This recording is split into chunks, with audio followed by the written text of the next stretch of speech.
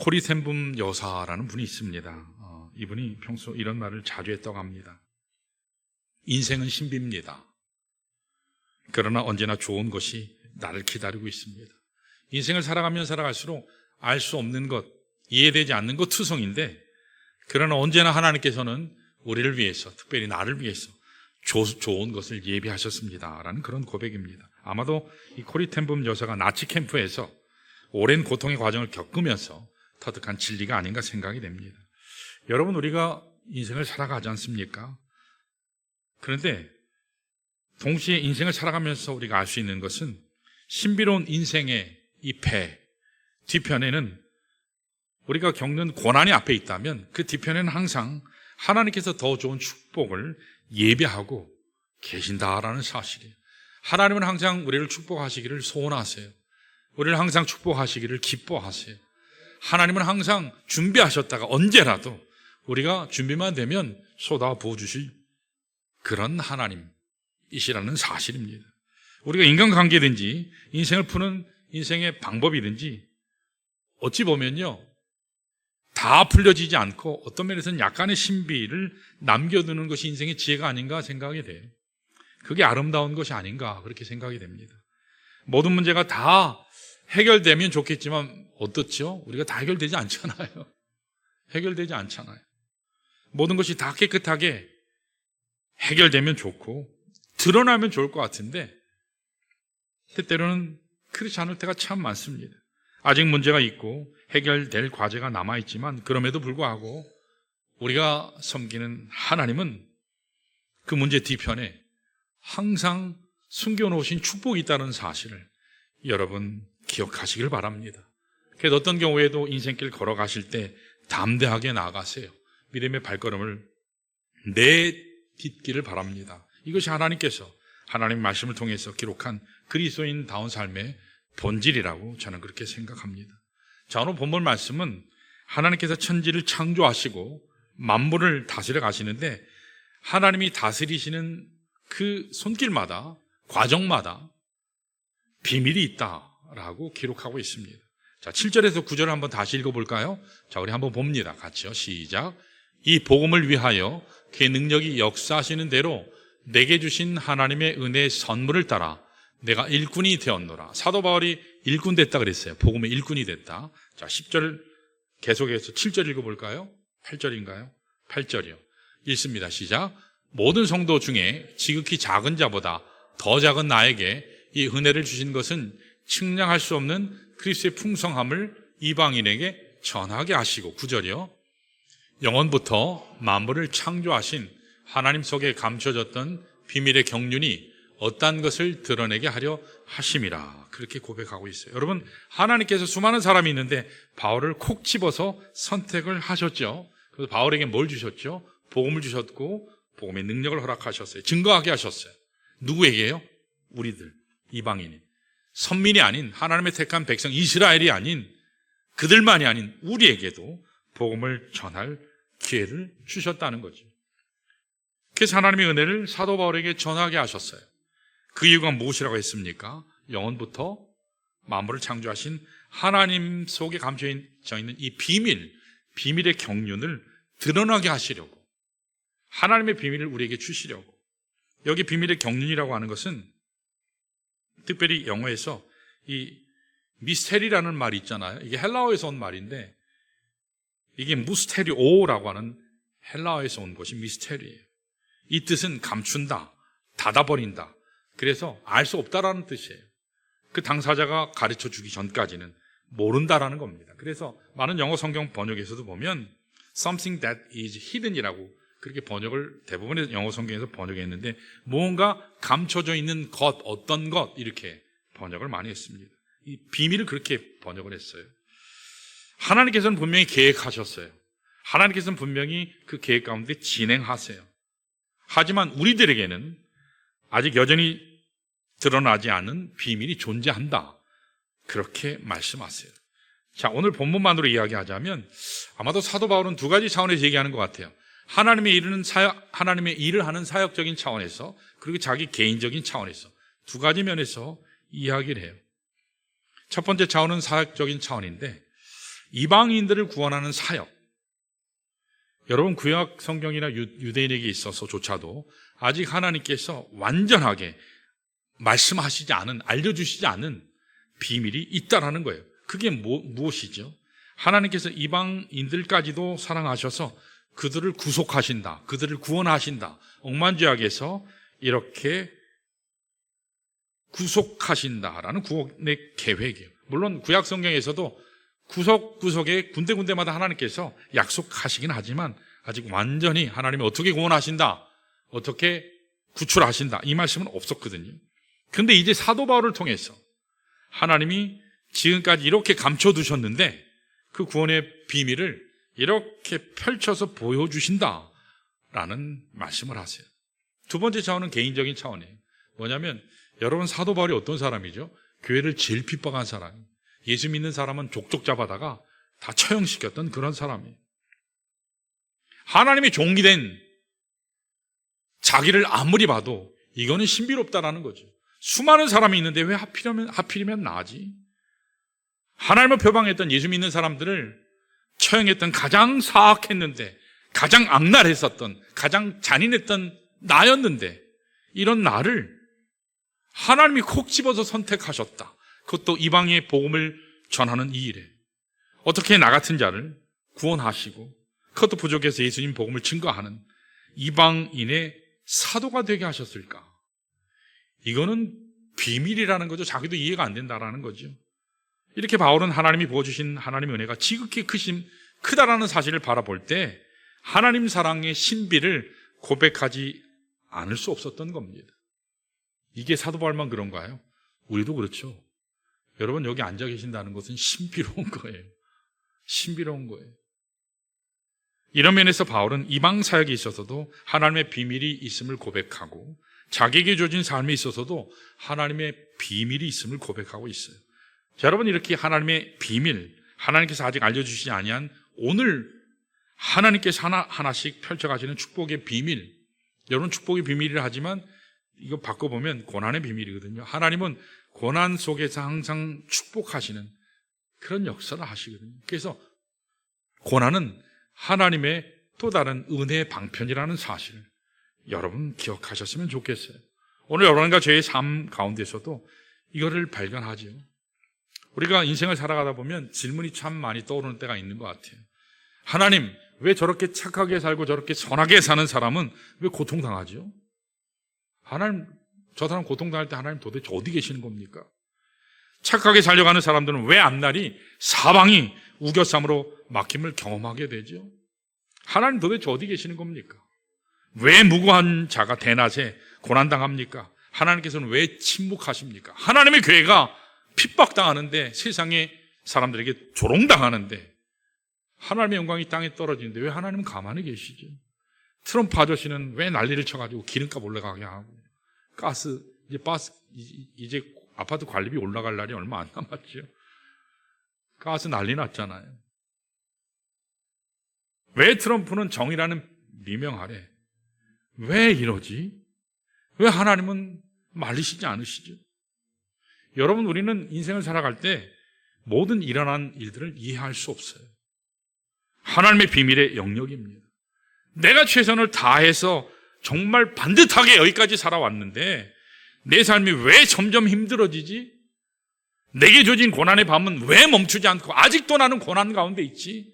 분이엘의 새 아침, 밝은 태양이 떠오르는, 소망이 넘치고 희망이 넘치는 왜 아침은 내게 다가오지 않지? 하나님 왜 깝깝하게, 도대체 하나님은 어디 계십니까? 질문이 떠오르지 않습니까? 여러분, 우리 삶 속에 분명히 다 풀지 못한 비밀이 있어요. 신비가 있습니다.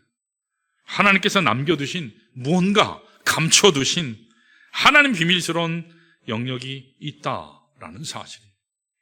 이것을 사도 바울은 로마서 11장 33절에 이렇게 고백했어요. 우리 한번 읽어볼까요? 시작. 깊도다 하나님의 지혜와 지식의 풍성함이여 그의 판단은 헤아리지 못할 것이며 그의 길은 찾지 못할 것이로다. 그렇게 고백했어요. 여러분, 하나님께서는 너무나 깊기 때문에 다 이해 못해요. 하나님은 너무 크시기 때문에 다 이해 못해요. 하나님의 일을 행하시는 그 일을 우리가 다 이해할 수 없어요. 왜 이러지? 이렇게 되면 안 될 것 같은데. 이렇게 돼야 정상인데 왜 지금 이 일이 왜 일어나지? 이해 안 돼요. 다 깨달을 수가 없다는 사실입니다. 그럼에도 불구하고 우리가 기억해야 될 대단히 중요한 진리가 하나 있어요. 그게 뭐냐? 우리가 다 이해하진 못하지만, 다 깨달을 수는 없지만, 다 측량할 수 없지만 하나님께서 감춰주신 비밀, 그 뒤쪽에 하나님만 쏟아부어 주실 수 있는, 나를 사랑하시는 그 하나님께서 나에게 쏟아부어 주실 수 있는 엄청난 축복이 기다리고 있다는 사실, 여러분 기억하시기를 축원합니다. 그러므로 우리가 인생에 문제가 있을지라도, 고난이 계속될지라도 멈추지 마시기 바라요. 왜냐하면 하나님은 반드시 우리를 축복하시는 하나님이시기 때문에.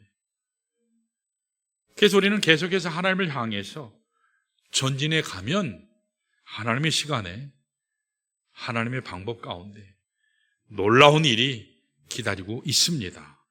여러분 믿으세요. 믿으시는 분들에게 이루어질 줄 믿습니다. 하나님을 향해 더 나가면 나갈수록 더 깊고 더 오묘한 하나님의 은혜를 맛볼 수 있어요. 얕은 수준이 아닌 깊은 하나님의 은혜, 오묘한 하나님의 은혜, 와, 기가 막히다. 그 하나님의 은혜 경험하게 됩니다. 자, 오늘 본문 말씀을 통해서 어떻게 하면 하나님께서 우리를 위해 숨겨놓으신 이 엄청난 축복의 비밀을 풀어갈 수 있을까? 오늘 본문을 보면 하나님께서 예비하신 아직 드러나지 않은 이 감춰진 비밀을 푸는 열쇠 세 가지를 얘기해요. 자, 아예 제가 주보에 실었죠. 세 가지요. 뭐요? 첫 번째, 십자가. 두 번째요, 교회 공동체. 세 번째요, 믿음이요. 우리의 인생의 신비를 풀어내는 열쇠 세 가지가 있다고요. 뭐라고요? 십자가, 교회 공동체, 믿음. 안 어렵죠? 자, 다시 한번 해볼까요? 여러분 머리에 팍 박히게. 자, 첫 번째, 십자가. 두 번째, 교회 공동체. 세 번째, 이제 저 보세요. 절 보세요. 자, 오늘 예배 이상으로 마치겠습니다. 다 끝났어요. 할 얘기 다 끝났어요. 아멘 하셨어요. 끝내자고. 자, 세 가지가 있어요. 세 가지가 십자가고, 교회 공동체고, 믿음이에요. 이게 인생의 비밀을 풀어내는 하나님의 축복의 열쇠예요. 자, 우리 6절을 한번 먼저 읽어볼까요? 6절에 이렇게 나와요. 읽습니다. 시작. 이는 이방인들이 복음으로 말미암아 그리스도 예수 안에서 함께 상속자가 되고 함께 지체가 되고 함께 약속에 참여하는 자가 됨이라 그랬어요. 조금 이따가 설명할게요. 여러분, 첫 번째 십자가는 우리 인생의 비밀을 푸는 열쇠예요. 그 첫 번째가 십자가예요. 여러분, 우리가 하나님의 세계를 이해하려면 십자가를 통과하지 않고는 하나님을 알 수 없어요. 십자가를 통과하지 않고는 여러분 신앙생의 맛을 볼 수 없어요. 이 십자가 사건에는 하나님 사랑의 비밀이 있어요. 이 십자가 사건에는 우리를 구속하신 하나님 능력의 비밀이 있어요. 십자가를 알지 못하면, 십자가를 통과하지 못하면 하나님 사랑 절대로 이해가 안 돼요. 십자가를 통과하지 않으면 하나님 능력의 비밀 몰라요. 십자가를 통과하지 않으면 하나님이 우리를 위해서 준비하신 축복을 절대로 경험할 수 없어요. 여러분, 목사라는 타이틀 가졌다고 하나님 축복을 경험하느냐? No. 리버티 다닐 때 목사인데 어느 날 후배가 오더니, 목사님, 저기 구원 못 받은 목사님이 왔어요. 유학을 왔는데 구원을 못 받아. 이해되세요? 안수까지 다 받았는데. 십자가를 경험하지 못하면 목사 타이틀은 있을 뿐 하나님을 모르는 거예요. 믿음의 세계를 모르는 거예요. 타이틀만 목사예요. 여러분, 타이틀만 장로 되면 안 돼요. 타이틀만 안수집사, 타이틀만 권사 돼서는 안 돼요. 여러분, 십자가를 통과하시기를 바랍니다. 십자가를 모르면 여러분 신앙생활 헛하는 거예요. 여러분, 사도 바울은 이 십자가를 한 단어로 얘기했어요. 뭐라고요? 복음. 한 단어로 복음이라고 그랬어요. 우리가 읽지 않았지만 1절에서 6절 집에 가셔서 한번 보세요. 말씀 보시면 사도 바울은 자기가 사도가 된 이후에 하나님의 계시를 통해서 이 복음의 비밀을 깨달았다 고백하고 있어요. 자, 그러면서 3절에 여러분 성경 펴시기를 바랍니다. 에베소서 3장을 한번 펴보세요. 거기 보면 3절에 곧 계시로 내게 비밀을 알게 하셨다라고 얘기하거든요. 여기 비밀이 뭘까요? 이건 갈라디아서를 봐야 알아요. 사도 바울이 예수님을 만났잖아요. 핍박을 막 하다가. 어디서 만났죠? 다메섹 도상에서 만났어요, 예수님이요. 예수님께서 뭐라 했죠? 야, 너는 왜 나를 핍박하냐? 너는 왜 나를 핍박하냐? 예수님이 교회시잖아요. 교회 머리 대신 예수님을 핍박했다고 사도 바울 얘기하지요. 예수님을 만나고 나서 변화의 새 사람 되잖아요. 그러고 나서는 사도 바울이 베드로를 만나러 가거나 사도 요한을 만나러 가거나 예수님의 동생인 야고보를 만나기 위해서 예루살렘 교회로 가지 않고 아라비아 광야로 갔어요. 그래서 3년 동안 하나님을 경험해요. 광야에서 3년의 기간 동안. 그래서 우스갯소리로 목회학 석사 과정은 3년이 필요하다. 그래야 복음을 안다. 3년이 필요하다. 그런 얘기가 여기서 나오지 않았나 생각이 돼요. 많은 성서학자들은 이 3년의 기간 동안 아라비아 광야에서 사도 바울이 복음의 비밀을 알았다, 깨달았다, 계시의 비밀을 통해서 복음을 알았다, 그렇게 이야기해요. 자, 그런데 6절을 보시면 좀 전에 읽었잖아요. 바울이 이것을 조금 더 구체적으로 표현해요. 그가 깨달은 비밀의 내용을 이렇게 얘기해요. 다시 한번 볼까요? 6절이요. 잘 보세요. 색깔 친 부분은 괜히 저렇게 해놓은 거 아니에요. 자, 읽어볼까요? 시작. 이는 이방인들이 복음으로 말미암아 그리스도 예수 안에서 함께 상속자. 자, 함께 상속자가 됐는데 누구와 함께요? 그리스도와 함께 한 상속자. 그러니까 피조물이었는데 예수님과 동급이 됐다는 사실이에요. 한 상속자가 된 거예요. 그리고 뭐가 됐다고요? 함께 지체가 되고. 지체는 뭐죠? 교회예요. 교회 공동체가 됐다는 사실이에요. 그리스도의 몸인 그리스도가 머리시고 우리는 가지잖아요. 그래서 그리스도와 한 교회가 됐다는 사실이에요. 그리고 뭐가 됐다고요? 함께 약속에 참여하는 자가, 구원의 약속에, 성령을 우리에게 주신다는 그 약속에, 하나님 나라 백성 됐다는 그 약속에 참여하는 자가 됐다는 사실이에요. 사도 바울이 아라비아 광야에서 깨달은 게 뭐예요? 저 세 가지예요. 함께 상속자가 되고, 함께 지체가 되고, 함께 약속에 참여하는 자가 됐다라고 얘기해요. 여러분, 원래 하나님 말씀에 의하면 여러분과 저는 구원의 대상이 들어갔나요? 안 됐나요? 우리는 선민이 아니에요. 이스라엘이 아니기 때문에. 우리는 하나님의 축복권 바깥에 있었던 사람이에요. 하나님 없는 자들이었어요. 소망이 없는 자들이었어요. 하나님이 아브라함을 택하셨잖아요. 아브라함 자손이 선민이지 우리는 아니잖아요. 그들에게 복을 주셨잖아요. 버려진 사람들이었어요. 우리는 가치 없는 자들이었어요. 실제로 이방인의 삶이 거룩하지도 못했고 추한 삶을 살았잖아요. 그래서 개 취급했잖아요. 원래 하나님의 말씀에서는. 엄밀히 말하면 이방인인 우리는 하나님 은혜에 참여할 자격이 없는 사람들이었어요. 자, 그런데 어떻게 하나님의 자녀가 됐죠? 예수 그리스도의 복음. 그 복음이 뭐예요? 십자가 사건을 통해서 하나님의 백성이 됐어요. 하나님의 후사가 됐어요. 예수 그리스도로 말미암는 지체 교회가 됐어요. 더 나아가 하나님의 놀라운 은혜의 약속에 참여하는 자가 되었다라는 사실이에요. 사랑하는 여러분, 여기에 우리가 하나님 은혜를 누리게 된 참 비결이 있어요. 여러분이나 저나 어떤 자격이 있어서 하나님 자녀가 됐나요? 여러분이나 저나 하나님이 보실 때 아름다운 일, 대단히 기가 막힌 일, 하나님이 기쁘시게 하는 일을 많이 했기 때문에 이 엄청난 천국의 약속들을 소유하게 됐나요? 뭐를 해서 뭔가를 했기 때문에 하나님의 위대한 약속의 참여자가 된 겁니까? 아니죠. 한 게 아무것도 없어요. 우리는 하나님께서 다 하셨어요. 하나님께서 아들 예수 그리스도를 통해서 십자가를 통해서 우리의 더러운 죄악을 깨끗하게 해 주셔서 하나님 백성 된 거지 우리가 해서 된 게 아니잖아요. 하나님이 준비하신 모든 은혜와 축복을 그래서 우리가 누리게 된 거예요. 오늘 여러분들이 아무리 많은 것을 소유하셔도요, 아무리 많은 노력을 하셔도 10년, 20년, 30년, 아니 평생 하나님 교회에 나오셔도 십자가 사건을 경험하시기 전까지는 여러분 절대로 하나님 축복에 참여할 수 없어요. 그래서 오늘 여러분들이 확인하시는 게 필요해요. 제가 좋은 교회 처음에 왔을 때 저는 목회할 때 항상 그랬어요. 구원을 항상 의심해요. 이단인 걸 의심하는 게 아니고 저는 저분이 구원 받았나, 저 목사가 구원 받았나, 우리 저 장로님이, 권사님이, 안수 집사님이 구원 받았나, 저는 항상 궁금해요. 왜 그렇죠? 이게 영원의 문제니까. 지옥 가면 어떻게 해요?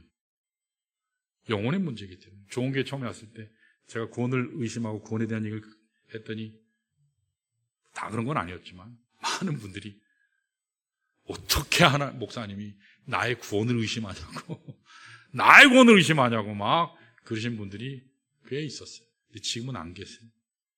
왜? 하나님 복음에 다 확인을 하기도 했으니까. 여러분, 예수 그리스도의 십자가 보배로운 피를 받으셨어요? 자신이 없어요. 여러분 거듭나셨어요? 여러분 그리스도 안에 새롭게 되셨습니까? 더 크게 얘기하셔야죠. 여러분 거듭나셨어요? 자, 억지로 대답하시면 절 보셔야 되고, 여러분 구원의 문제는 나는 받은 거야, 내가 적어도 안수 집사님 때문에 못 받았으면 뭔 창피야, 여러분 그러시면 안 돼요. 확인하셔야 돼요. 내가 30년을 신앙생활 했는데 구원을 못 받았다니, 이럴 수가 없는 거야. 나는 받은 거야. 너 구원 받았어. 그렇다고 구원 받아지나요? 아니요. 심각한 거예요. 여러분, 오늘 우리들은 하나님 십자가 은혜를 입술로 말은 하는데 사실 나의 삶의 현장에서, 나의 생활 가운데서 십자가 정신이 없을 때가 얼마나 많은지 몰라요. 이건 저를 비롯해서 다 똑같아요. 우리가 살다 보면 억울한 일 당하잖아요. 그렇죠? 내가 안 했는데 억울한 일 당할 수도 있잖아요. 손해보는 일 당할 때 있잖아요. 나 손해 안 보고 싶은데 이만큼 했으면 이만큼 대가 지불이 돼야 되는데 손해볼 때 있잖아요. 왜 나에게 이런 고난이 찾아오는가? 왜 딴 사람들은 다 잘 되는데 왜 나만 안 되지? 남들은 아파트 사서 잘 가는데 왜 나 안 되지? 왜 이건 내가 나에게는 없는 것처럼 느껴지지? 다른 사람에게 있는 행복은 왜 나에게 없지? 왜 나에게만? Why me? 왜 나만? 이런 일이 닥치지? 내가 특별히 원치도 않았고 절대로 필요치도 않는 이런 고통이, 어두운 밤이 왜 계속되지? 왜 나만 어려움이, 그것도 계속 불가능하게 계속 일어나서 왜 이렇게 힘들지? 입에서 감사가 넘쳐나면 좋은데 왜 불평이 자꾸 나오고, 왜 자꾸 누가 얘기하면 이렇게 마음이 자꾸 상하지? 여러분, 그런데 여러분 억울할 때 주님의 십자가를 한번 생각해 보시기를 바라요. 여러분, 내가 아무리 억울하다 하지만 주님이 당하셨던 그 억울함과 비교될까요? 여러분, 주님이 뭐 죄져서 올라가셨어요? 십자가 달리셨어요? 누구 때문에 십자가 달리셨죠? 나 때문에요. 바로 여러분 때문에. 내가 아무리 많은 것을 빼앗긴다고 하지만 예수님께서 그 빼앗기심, 착취당하시고 버림받은 것과 비교되나요? 내가 아무리 모욕당했다 할지라도, 내가 아무리 아프다고 말한다 할지라도 예수님께서 맞으신 그 채찍의 아픔 비교되나요? 침뱉음 당하심, 발가벗김 당하심을 과연 비교할 수 있을까요? 여기 있는 장 목사가 빨가벗겨서 모욕당하고 있으면 여러분 와 잘됐다 그러실까요? 아니요, 가슴 아파하시겠지. 여기 다 사랑한다고 제가 생각하고 믿으니까. 주님께서는 자신의 모든 것을 다 십자가에서 주셨어요. 다 바치셨어요. 다 쏟아내셨어요. 이쯤 하면 인간적인 면에서는 야, 철저하게 실패했다. 자유주의 신학자들은 실패했다고 얘기해요. 이 대목에서 패배했다고 얘기해요. 실패하고 패배했다고 할 수 있는데, 그렇게 하시고도 승리하신 것이 십자가 사건입니다. 할렐루야. 십자가는 승리의 깃발이에요.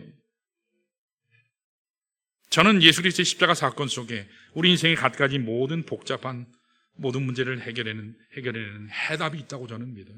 십자가의 해답이 있습니다. 십자가에 우리 인생의 모든 싸움에서 승리할 수 있는 궁극적인 승리가 십자가에 있다고 믿습니다. 여러분, 십자가는 하나님께서 우리에게 주신 해결의 열쇠예요. 십자가는 승리의 열쇠인 줄로 믿습니다. 오늘 여러분, 우리가 승리하는 것은요, 세상의 가치처럼 이렇게 쟁취하고 밟아서 누구를 이겨내서 그 위를 밟고 올라가는 획득함으로 되는 게 아닙니다. 그리스도인의 승리는 우리 주님처럼 비우는 데 있어요. 버리는 데 있어요. 내려놓는 데 있습니다. 어떤 나이든 남자분이 있었거든요. 싱글이에요. 능력도 있었는데 예수도 잘 믿어요. 그런데 싱글이에요. 아직도 총각이에요. 신앙생활 아주 잘하는 형제예요. 교회에서 열심히 봉사하고 무엇을 해도 정말 열심히 해요. 그런데 희한하게 자매가 없어요. 아직 결혼을 못한 거예요. 근데 한 번은 차를 몰다가 이 주차장에서 주차를 하는데 이게 주차가 비어있는데 이렇게 되는데 많았거든요. 근데 앞에 차가 한 대는 있었지만 이렇게 돼서 옛날에는 이게 뭐 문턱 뭐죠? 이렇게 방지턱 같은 게 없이 이렇게 있었던 데도 많잖아요. 그런데 차를 거의 딱 됐는데 갑자기 앞에 차가 후진을 확 해가지고 쾅 받았어요. 누가 잘못한 거죠? 이거 이지아 집사님한테 물어봐야 되는데 누가 잘못? 요새는 뭐 100대 빵 이런 거 없다며요. 어떻게 해서든 뭐 1대 9, 2대 8, 뭐 5대 5 뭐 이런 식으로 하잖아요. 여러분, 그렇게 했으면 이 형제는 아무 잘못 없거든요. 딱 됐는데 황 하고 들이받았어요. 자기 주차를 딱 했는데 누가 잘못한 거예요? 후진하다 한 사람이 잘못한 거잖아요. 그런데 타고 있던 그 여자분이 씩씩거리면서 문을 확 열고 나오더니 막 소리를 지르다 열받아가지고 씩씩거리면서 왜 차를 내 뒤에 대가지고 뒤밖에 하냐고. 지가 잘못돼놓고 왜 그 시간에 거기 와가지고 왜 차 뒤밖에 하냐고. 여러분, 사과를 해도 시원찮은데 막 신경질을 내는 거예요. 실제로 이런 사람 있을 것 같아요, 요새. 이걸 적반하장이라 그러잖아요. 이게 도둑이 도리어 매를 든다.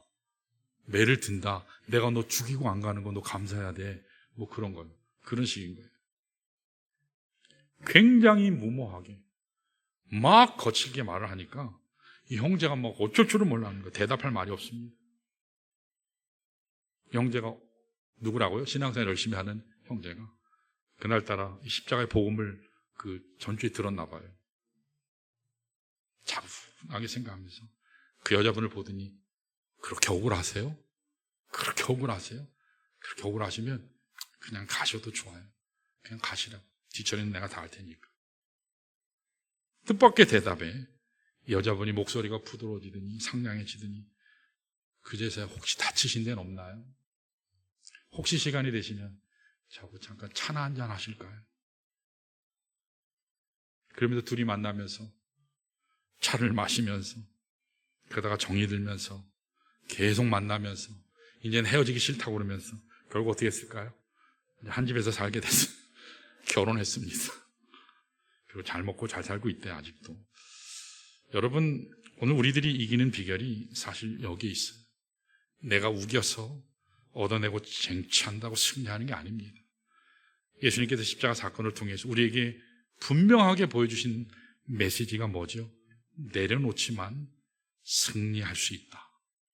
비우지만 승리할 수 있다.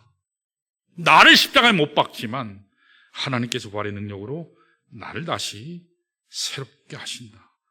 이것입니다. 이것이 바로 십자가 사건이에요. 오늘 여러분 삶 한가운데 이 십자가 있으면 문이 열립니다. 이 십자가가 있으면 길이 열립니다. 이 십자가가 있으면 아무리 복잡한 인간관계도 여러분 다 풀어낼 수 있습니다. 이 십자가를 잡으세요. 살 길이 열릴 줄 믿습니다. 하나님의 새 역사가 일어날 줄로 믿습니다. 자, 이렇게 우리 인생에 풀리지 않는 숙제 난제를 풀어내는 첫 번째 열쇠 뭐라고요? 십자가예요. 두 번째는 뭐라고요? 교회 공동체. 교회 공동체.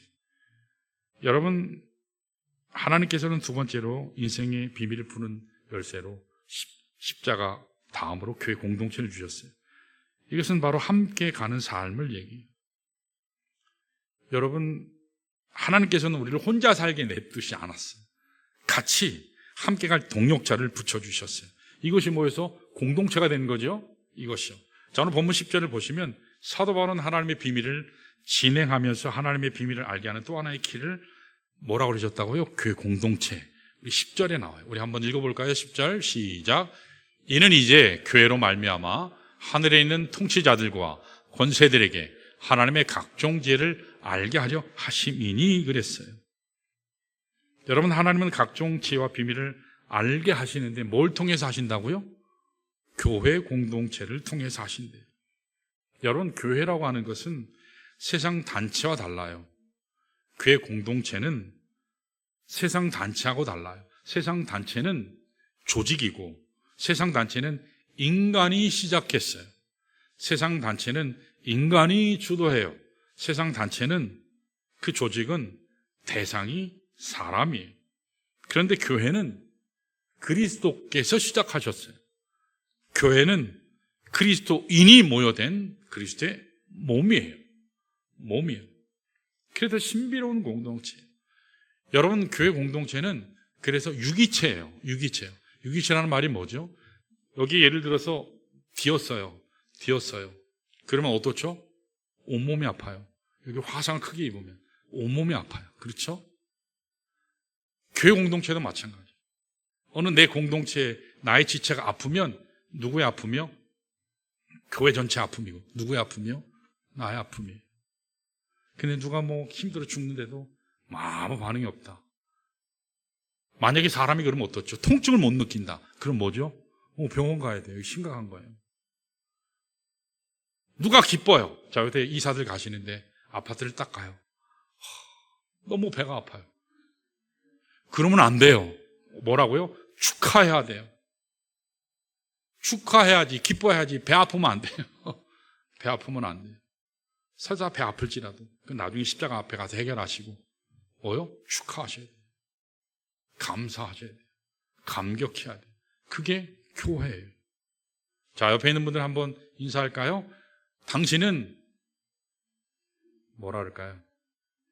왼수 그러면 안 되고 당신은 귀한 사람입니다. 당신은 참 멋집니다. 당신은 참 아름답습니다. 여러분, 이건 무슨 눈으로 보는 거예요? 교회 공동체의 눈으로 보는 거예요. 당신 옷이 오늘따라 왜 그래요? 이런 얘기하면 안 되지. 머리를 그 집 바꿔야 되겠다고. 미용실 이상한 것 같다고. 이런 얘기하면 안 되지. 다 이쁘다고. 머리가 시원찮으면 옷이라도 칭찬하세요. 옷이라도 시원찮으면 뭐 신발이라도 칭찬을 하세요. 칭찬하셔요. 그게 교회. 자, 그래서 여기 교회는 생명 공동체예요. 은혜 공동체예요. 칭찬하는 공동체고 격려하는 공동체예요. 자, 에베소서 5장 26절 27절에 이렇게 얘기했어요. 우리 한번 읽어볼까요? 시작. 이는 곧 물로 씻어 말씀으로 깨끗하게 하사 거룩하게 하시고, 저게 십자가로 구속하셨다, 구원하셨다는 얘기죠. 27절, 자기 앞에 영광스러운 교회로 세우사 티나 주름 잡은 것이나 이런 것들이 없이 거룩하고 흠이 없게 하려 하심이라. 왜 이렇게 하셨죠? 왜 구속하셨고 흠이 없이 거룩하게 티 없이 깨끗하게 왜 이렇게 하셨죠? 교회는 그리스도의 신부니까요. 그래서 하나님은 교회를 보시기를 신부로 보세요. 여러분, 여기 남편들 있죠? 남편들 계시잖아요. 아내들 볼 때 어떻게 보여요? 3년 이상 지나면 뭐 호르몬이 다 떨어지고, 그렇죠? 화학 분비가 다 떨어져서 안 된다 하죠. 자, 우리 신혼부부, 저기 조소망 형제 옆에 신부가 앉아 있잖아요. 세상에서 제일 아름답습니다. 그렇죠. 제일 아름답죠. 하나님이 우리를 보실 때 바로 이런 눈으로 보세요. 제일 아름다워. 제일 멋져요. 이게 신비로운 교회 공동체예요. 그리스도와 교회 관계를 남편과 아내 관계로 지금 표현하죠. 그러면서 이 비밀이 크도다. 뭐라고요? 이 비밀이 크도다. 신비롭도다. 그렇게 말씀해요. 삶을 살면서 어떻죠? 인생을 살아가면서 인간관계에서 가장 끝까지 갈 게 뭐죠? 부부관계. 부부관계인 것 같아요. 부부관계예요. 그래서 이 공동체는 함부로 다룰 공동체가 아니죠. 인간적인 머리를 쓰고 수단을 가지고 함부로 취급하거나 이야기할 수 있는 대상이 절대로 아니에요. 여러분 교회를 함부로 얘기하시면 안 돼요. 왜요? 그리스도의 신부예요. 하나님의 신부예요. 그리스도의 몸된 교회는 하나님께서 피 값주고 사신, 그래서 예수 그리스도가 주인 되신 거룩한 공동체예요. 생명의 공동체예요. 신비로운 하나님의 공동체예요. 그렇기 때문에 이 공동체 안에 들어오면 생명의 역사가 일어납니다. 회복이 됩니다. 치유가 돼요. 공동체 안에 들어와서 예배하고 기도하면 죽었던 영혼이 다시 살게 되는 줄로 믿습니다. 그래서 예배는 중요한 거예요. 예배는 가장 중요해요. 그래서 주일 성소가 중요한 거예요. 다른 건 빠져도 주일 예배에 여러분 항상 평생 승리하시기를 축원합니다. 그러면 항상 새로워져요. 항상 하나님의 은혜가 넘칠 줄 믿습니다. 여러분, 우리 인생은 혼자 살도록 창조된 게 아니죠. 함께 살도록 창조됐어요. 똑같은 인생길이라도 함께 동행할 사람이 있으면 여러분 어렵지 않아요. 고난하지 않아요. 인생길을 끝까지 갈 수 있어요. 요새 우리 교단에서 목사님들, 사모님들이 자꾸 쓰러져가지고 가까이 있는 우리 이승도 목사님 너무 열심히 사역하시다. 참 대단한 목사님이에요. 27년을 새벽 기도, 그래 9시 반, 27년을 쭉 한 분이 땅바닥에서 개척 안 된다 그러거든요, 지금. 근데 개척해서 땅 사서 다 지었어요. 그런 하나님 앞에 귀하게 사역을. 그 동기 중에 제가 알기로는 그렇게 개척해서 한 목사님 그 한 분이에요. 근데 그 목사님이 쓰러졌어요. 그 목사님이 이렇게 눈물이 나고 기도하면 이렇게 눈물이 나는 게 꼭 나본 듯 했어. 친구기도 하지만 나본 듯 했어. 그 목사님 네 분이랑 저희랑 가끔 교제를 많이 해요. 그럼 사모님, 여러분, 교회 사역을 열심히 하면 부부 관계가 어떨까요? 물론 좋아요. 나쁜 거 아니에요. 좋아요. 근데 부부 관계 어떨까요? 왜냐하면 의견 조정 시간이 많아요. 의견 조정 시간이 많다고요. 무슨 말인지 이해되시죠? 네. 의견 조정 시간이요. 왜냐하면 사역에 대한 생각이, 저나 집사람도 그렇고 이승도 목사님이나 사모님도 어떻게 하면 교회를 잘 섬길까? 어떻게 하면 성도를 잘 섬길까? 어떻게 하면 하나님의 말씀을 잘 전할까? 뭐 그 생각밖에 없어요. 또 서로. 그러니까 사모님들은 아내로 이해받고 싶은데 당신은 사모야. 그러니까 엄청 스트레스 받거든요. 그러면서 얘기하는데 그 사모님이 절 보더니 장 목사님도 우리 목사님하고 똑같네 그러더라고요. 똑같네. 쓰러진 날, 그 다음날 저하고 집사람이 찾아갔어요. 사모님이 걱정이 됐어요. 사모님이 저녁 계속 어제부터 계속 기도했대요. 목사님 이제 만나는 날인데 이제 목사님 만나기 전에 사모님 걱정이 됐어요. 괜찮을까? 근데 이게 차분한 모습으로 오셔서 괜찮겠지. 사모님이 이제 올라가셔서 목사님을 면회하고 이제 내려오신다. 올라갔거든요. 내렸는데 눈물이 그렁그렁 해가지고 내려왔어요. 막상 보니까 남편이 완전히 정신을 잃고 의식불명에 뭐 사방에 막 꽂혀있고 뭐 주사기가 막 꽂혀있고 하니까 사모님이 놀래기도 하고 그 남편을 보는데 대답이 없잖아요. 숨만 쉬고 있잖아요. 내려오셨어요. 제 집사람을 보더니 눈물이 그렁그렁 하더니 눈물이 두두둑 떨어지면서 통곡을 하고 대성통곡하면서 엉엉엉엉 병원 떠나가라고 제 집사람에게 안겨서 그렇게 통곡하면서 울더라고요. 얼마나 가슴이 아팠는지. 그래서 같이 이렇게 하나님 앞에 기도했어요. 그러고 나서 지난 월요일 날 우리 경충 지방에 마치고 집사람이랑 저랑 사모님께 신방 갔어요. 교회로 신방 갔죠. 한참 교제하는데 사모님이 걱정돼서 얼굴은 좀 차분해지고 나아지신 것 같아요. 서로 간증하다가 목사님, 부부의 비밀이라는 게 이런 건가 생각이 많이 되는데 제가 기도하는데 목사님 하나님께 집사람하고 저하게 얘기하더라고요. 하나님, 제 생명이 만약에 10년 남았다면 5년을 떼서 저희 목사님에게 주세요. 저희 목사님에게 주세요. 남은 생각 다 이루고 갈 수 있도록. 그 얘기를 듣는데 참 마음이 찡했어요. 또 집사람이나 또 다 울면서. 여러분, 하나님께서 우리에게 주신 귀한 사람이 있어요. 바로 옆에 있는 분들 귀하게 여기시고, 특별히 아내, 남편, 우리 귀한 우리 성도들 더 많이 안아주시고 더 많이 격려하셔서 우리 참된 교회 공동체로 하나님께 영광 돌리는 우리 모두 되시기를 축원합니다. 마지막 세 번째가 뭐라 그랬죠? 믿음이요. 우리 12절 13절 한번 읽을까요? 이렇게 나와요. 읽습니다. 시작. 우리가 그 안에서 그를 믿음으로 말미암아 담대함과 확신을 가지고 하나님께 나아감을 얻느니라. 13절이요.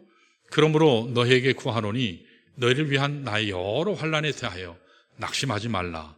이는 너희의 영광이니라. 아멘. 여러분, 에베소서라는 편지는 어디에서 썼죠? 로마 감옥에서 썼어요. 참 신비로운 건 제가 그렇게 얘기하는데 마치 처음 들으시는 표정으로 나와서 그래서 참 감사해요. 자, 옥중서신이라고 하잖아요. 옥중서신이 4권이 있잖아요. 뭐죠? 우리 복습해 볼까요? 에베소서,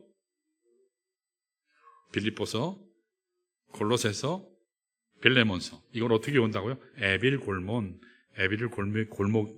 골목인다. 뭐 이렇게 에빌 골몬 이렇게 하면 쉽다 그랬잖아요. 감옥에 있어요. 여러분, 감옥에 있는 사람이 이런 여유가 있을 수 있을까요? 아니요. 언제 죽을지 몰라요. 우리 결과적으로 봤을 때는 안 죽었지만 여기 감옥에 있을 때는 언제 처형당할지 몰라요. 언제 위험이, 어떤 위기가 다가오는지 알지 못하거든요. 불안 가운데 있어요. 그야말로 완전히 불확실성 가운데 있는 거예요. 예측 불허의 그런 상황 한복판에 있어요. 근데 사도 바울은 두려워하지 않고 당당하게 하나님께 나갈 수 있었다고 고백하고 있어요. 무엇을 통해서요? 믿음을 통해서. 믿음을 통해서. 여러분, 믿음은 하나님의 축복의 보고를 여는 열쇠입니다. 믿음은 하나님의 기적을 이 땅 가운데 가져오게 하는 열쇠입니다. 믿음은 불가능해 홍해를 갈라지게 해요. 믿음은 여리고성을 무너뜨립니다. 우리가 믿음을 가질 때 그 믿음이 38년 된 병자도 일으키게 합니다. 이 믿음이 12의 혈류증 앓았던 여인도 그 병의 뿌리도 고치게 합니다. 심지어는 이 믿음이 죽은 지 나흘 된 나사로를 살려서 하나님의 영광을 드러내게 한 거예요. 믿음이요. 그러므로 오늘 여러분과 저에게 가장 소중한 것은 인생의 문제가 어려우면 어려울수록, 복잡하면 복잡할수록, 나의 상식으로 나의 모든 경험을 다 동원해도 절대로 이해되지 않는 것을 만나면 만날수록 우리에게 더욱 절실하게 필요한 것은 하나님을 신뢰하는 믿음인 줄 믿습니다. 여러분, 믿음이 이기는 거예요. 믿음이 없이는 하나님을 기쁘시게 할 수 없어요. 이 얘기만 하고 마치겠습니다. 스펄전 목사님이 참 기가 막힌 고백을 하신 적이 있어요. 믿음에 관해서 얘기하셨거든요. 여러분, 우리가 믿기만 하면 영생을 얻었고 천국 가잖아요. 그렇죠? 아무리 작은 겨자씨 같은 믿음만 있다 할지라도 천국은 갈 수 있어요. 그렇죠?